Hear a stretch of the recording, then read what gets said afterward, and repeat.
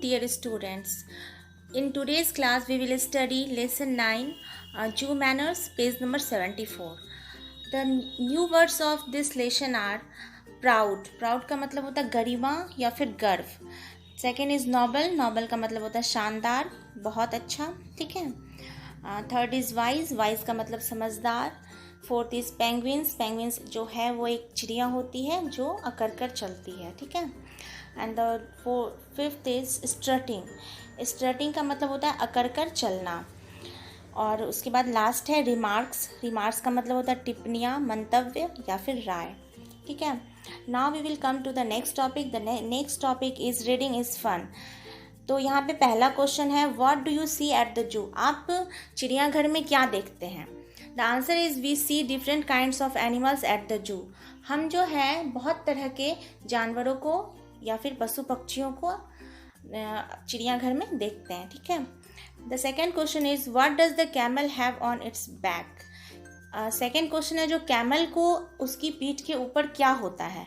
तो वो एक कुबर जैसा उगा रहता है जिसको कि हम्प कहते हैं हम लोग. ठीक है. तो आंसर लिखेंगे इसका the camel has a hump on it's back. Camel के पास जो है हम्प होता है उसकी पीठ पर. The second topic in this page number is let's talk. The first question in this is have you been to a zoo. क्या आप कभी जू गए हैं. The answer is yes I have been to a zoo. हाँ, सभी बच्चों को जानवरों को देखना रहता है तो कभी ना कभी वो जू जाते हैं. तो आप में से ज़्यादातर बच्चे जो होंगे वो जू गए होंगे, चिड़ियाघर गए होंगे. ठीक है.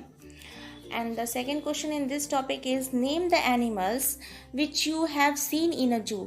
आपको उन जानवरों के नाम बताने हैं जिसको कि आपने चिड़ियाघर में देखा है. Say the names in your own language and then in English. और आपको जो है ये इन नामों को पहले अपनी भाषा में बताना है और उसके बाद उसे इंग्लिश में बताना है. ठीक है. तो इसका आंसर मैंने यहाँ लिखा है I have seen tiger, lion, giraffe, elephant and monkey in the zoo. मैंने किनको किनको देखा है.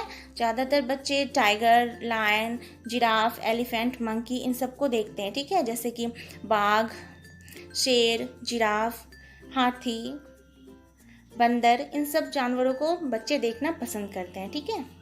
And now the next question is name the animal you like the most and why.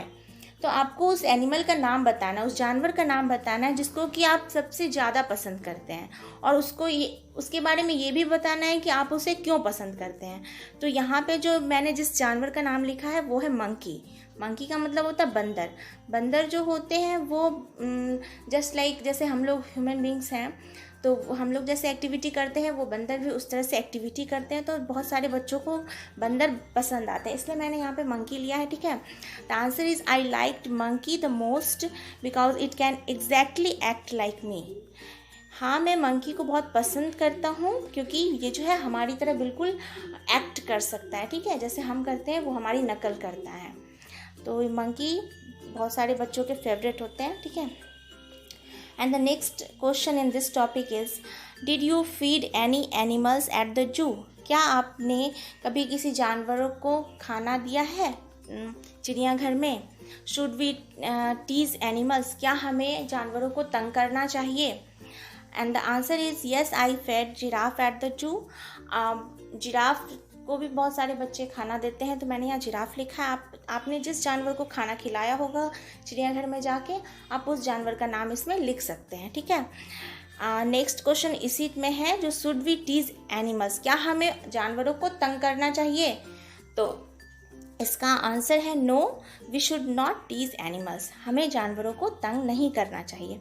उन्हें प्यार से जिस तरह से वो चिड़ियाघर में रहते हैं उनको उनके साथ वैसा ही व्यवहार करना चाहिए.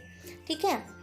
और देखिए आज हमने पेज नंबर 74 किया और पेज नंबर 74 में हमने पहला टॉपिक पढ़ा रीडिंग इज़ फन. सेकंड पढ़ा हमने लेट्स टॉक. ठीक है. और उसके बाद लास्ट टॉपिक है इस पेज नंबर का let's listen. Listen and put A tick against the words that the teacher says.